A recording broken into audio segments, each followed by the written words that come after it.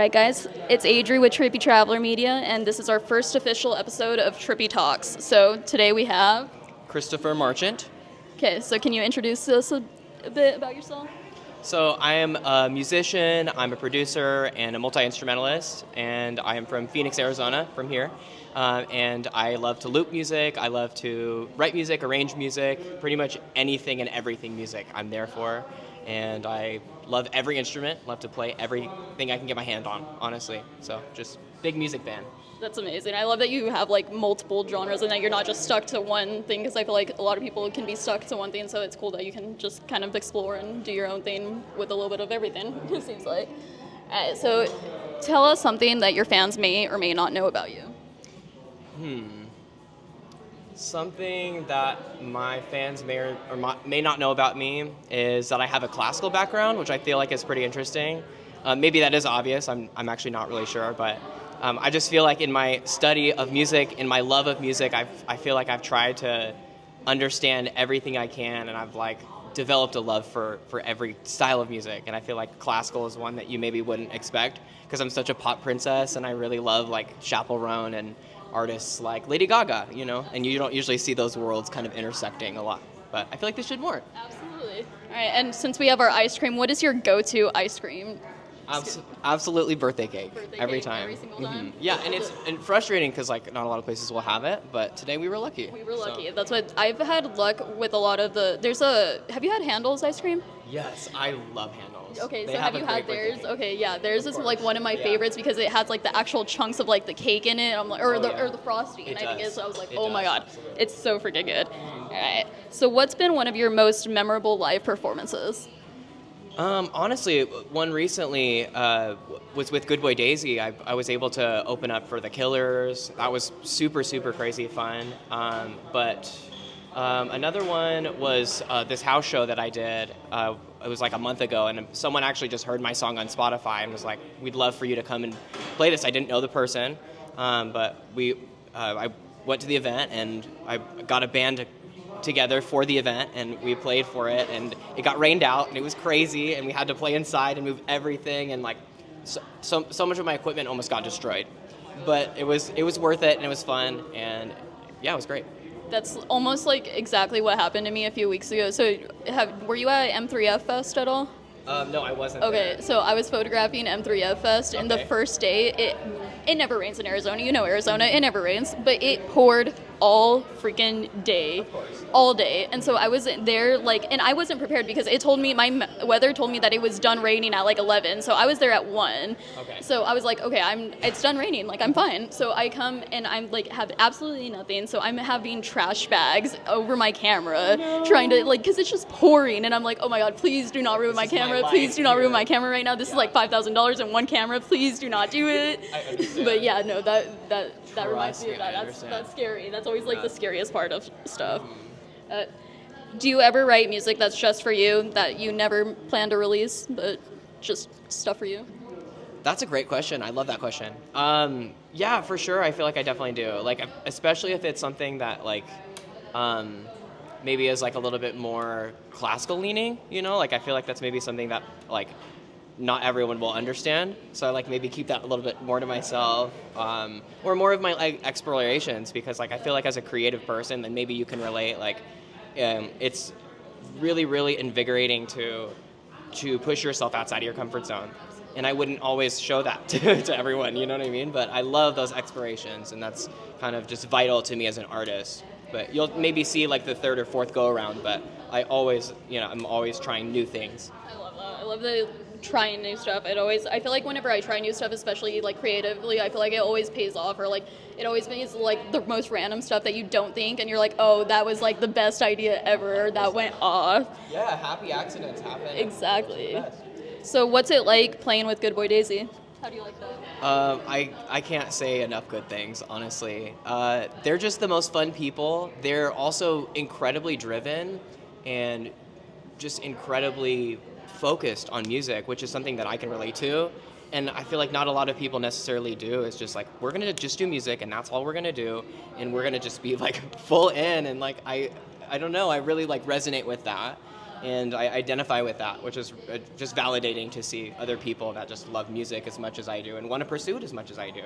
And I think they deserve all the success that they have, and honestly, they deserve more because they crush it.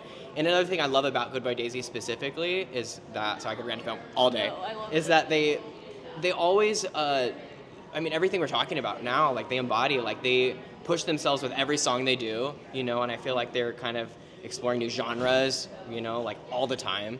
And every song sounds different for that reason. So like they're an artist I honestly look up to for that reason, because I feel like they do everything that I want to.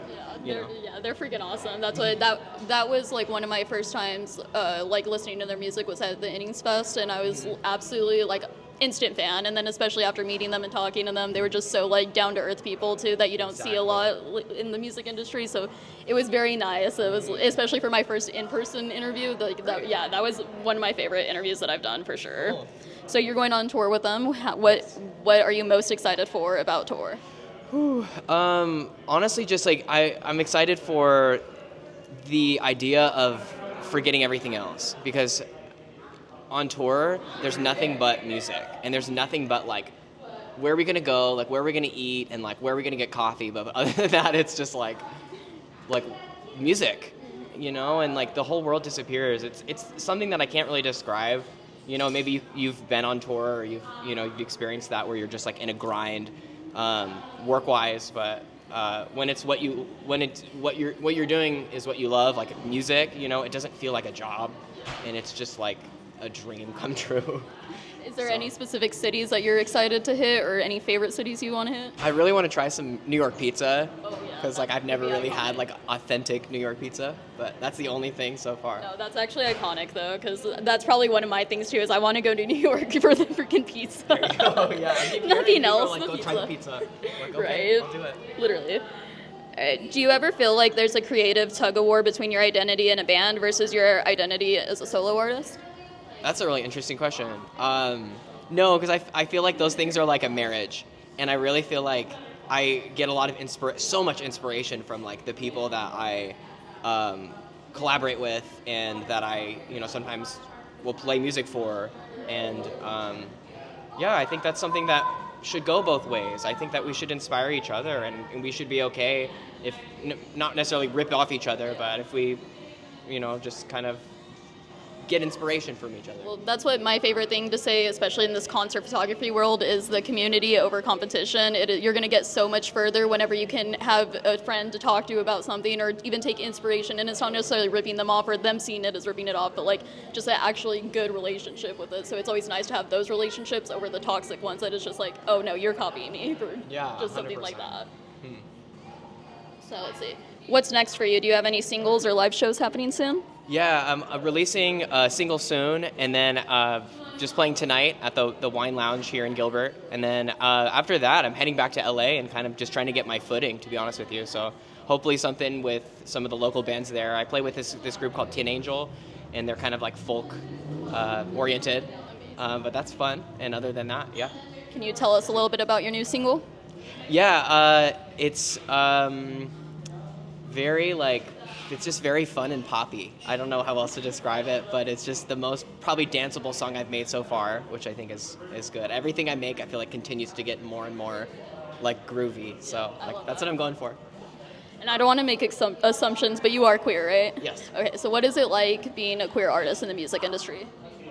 That's an interesting question. I've been asked that question. I haven't thought about it, to be honest with you. I feel like it's not that different so far. I feel like I haven't really noticed any differences in Arizona. I feel like people don't necessarily like treat me different as a queer artist, but sometimes I feel like I wish I had more of a community, or I felt like I could see more queer artists in Arizona. Does that make sense? Yeah, no, I 100% agree. That's what one of my specialties is. I love to photograph queer artists. So that's my biggest complaint is I don't feel like there's enough in Arizona. That's the biggest thing. We need more. We need more. We need more. You hear that? Arizona gays, we need more of you. We need more gays. Absolutely. Amazing. So is there a particular solo song that feels especially vulnerable or personal to you? The one that I've written? Yes. Yeah, there's this one called Catharsis that I wrote when I was really depressed, like coming out of depression. And depression has been something that I've struggled with my whole life, clinically, and I was on SSRIs for a really long time. And this song just really embodied the journey and the forgiveness that I had to have for myself through the process. And I actually just released a version of it with string quartet on YouTube. That's so amazing.